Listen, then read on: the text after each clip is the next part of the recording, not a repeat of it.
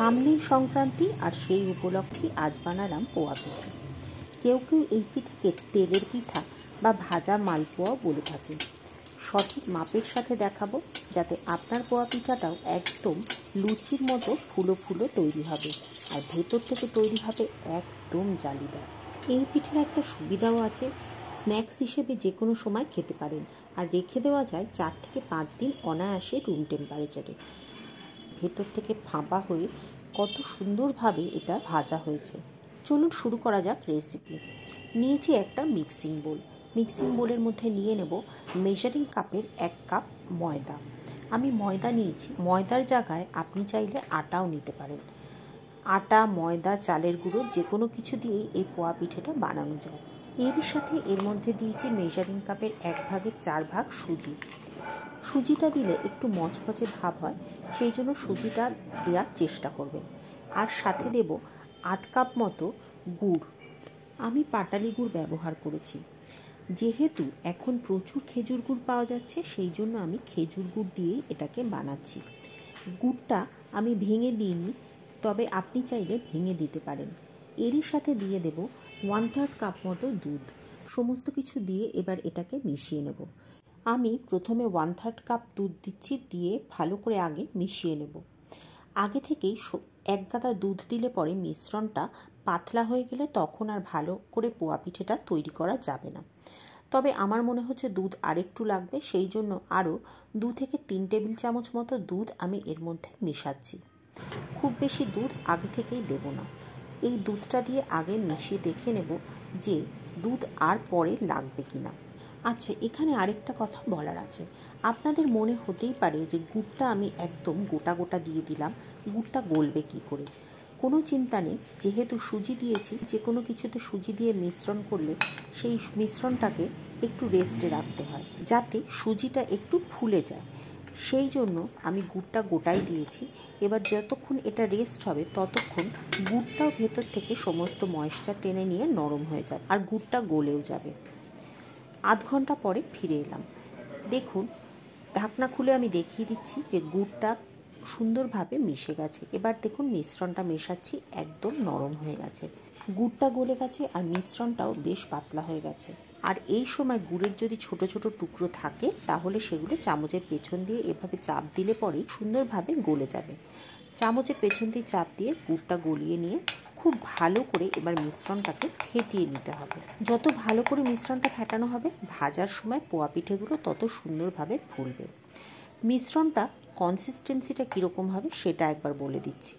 কনসিস্টেন্সিটা হবে ribbon consistency. Ribbon কনসিস্টেন্সিটা কি? যখন দেখবেন ওপর থেকে কোনো মিশ্রণটা ফেললে একদম ফিতের মতো ওপর থেকে লম্বা হয়ে পড়ছে, সেটাকে বলা হয় রিবন কনসিস্টেন্সি। অর্থাৎ কেকের ব্যাটার আমরা যেভাবে বানাই ঠিক সেই রকম। স্ক্রিনে নিশ্চয়ই আপনারা দেখতে পাচ্ছেন যে মিশ্রণটা ফেটিয়ে একদম হালকা করে ফেলতে হবে, তাহলেই পোয়া পিঠেগুলো খুব সুন্দরভাবে ফুলে উঠবে। ফেটানোর সময় যে ছোট ছোট গুড়ের দানাগুলো আমার চামচে আটকাচ্ছে, সেগুলো আমি চামচের পেছন দিয়ে ভেঙে দিচ্ছি গুড়গুলো, আবার তারপরে আবারও মিশিয়ে নিচ্ছি। এইভাবে বেশ কিছুক্ষণ মিশিয়ে নিলে পরেই দেখতে পাবেন আস্তে আস্তে মিশ্রণের মধ্যে বাবল তৈরি হবে। স্ক্রিনে নিশ্চয়ই দেখতে পাচ্ছেন যে ধীরে ধীরে মিশ্রণের মধ্যে বাবল তৈরি হচ্ছে, অর্থাৎ এই মিশ্রণটার মধ্যে খুব ভালো করে হাওয়া আমাদের ভরতে হবে। মিশ্রণটা তৈরি হয়ে গেছে, এবার চলে যাব ভাজতে। কড়াইতে তেল গরম করে নিয়েছি। আমি রিফাইন্ড অয়েল ইউজ করেছি। তেলটা একদম গরম অবস্থায় থাকতে একটা ডালের হাতার মধ্যে কিছুটা মিশ্রণ নিয়ে এবারে তেলের মধ্যে মিশ্রণটা দিয়ে দেবো। তেলের মধ্যে মিশ্রণটা দেওয়ার পরে আগুনটা কিন্তু একদম কমিয়ে দিতে হবে। কমিয়ে দিয়ে এবার ওপর থেকে ধীরে ধীরে তেল দিয়ে পিঠেটাকে ভেজে নিতে হবে। কিছুক্ষণ ভাজা হয়ে যখন দেখবেন আস্তে আস্তে ফুলতে শুরু করেছে, তখন খুব সাবধানে এটাকে উল্টে আবার অপর পিঠটাও ভালো করে ভেজে নিতে হবে। ঠিক যেইভাবে আমি তেল ছিটিয়ে ছিটিয়ে ভাজছি, এইভাবেই পোয়া পিঠে ভাজতে হয়। দেখতেই পাচ্ছেন কত সুন্দরভাবে পিঠেটা আস্তে আস্তে ফুলে উঠছে। পিঠেটাকে এরকম উল্টে পাল্টে নাড়াচাড়া করে ধীরে ধীরে খুব কম আঁচে ভেজে নিতে হবে।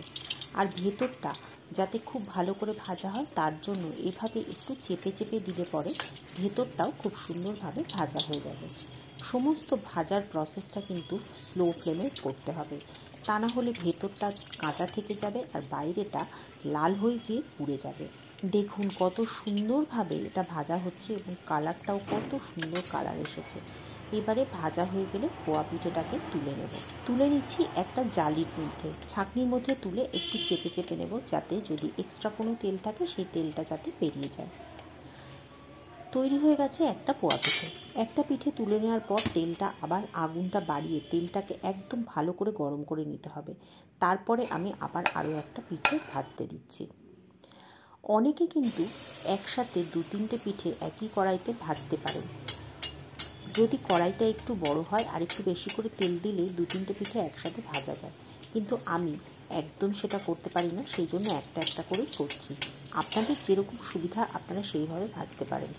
আর যদি 2-3টে একসাথে ভাজেন তাহলে একটা পোয়া পিঠে ফুলে যখন ওপরে উঠে আসবে, দ্বিতীয় পোয়া পিঠের মিশ্রণটা দিয়ে পোয়া পিঠে 2 কি 3টে একসাথে ভেজে ফেলতে পারবেন।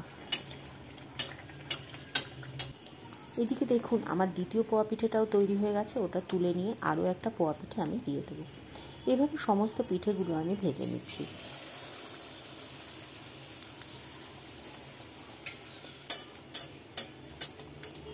পিঠেগুলো সমস্তই আমার ভাজা হয়ে গেছে।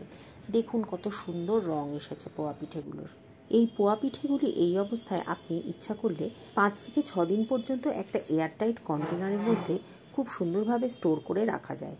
পৌষ সংক্রান্তিতে অন্য যে সমস্ত পিঠেগুলো তৈরি হয়, অর্থাৎ দুধে জাল দিয়ে দুধের পিঠে অথবা ভাপা পিঠে অথবা চিনির শিরায় ভেজানো পিঠে, সেগুলো কোনোটাই এতদিন পর্যন্ত স্টোর করা যায় না। কিন্তু এই তেলে ভাজা পোয়া পিঠে বেশ কিছুদিন স্টোর করে রাখা যায়।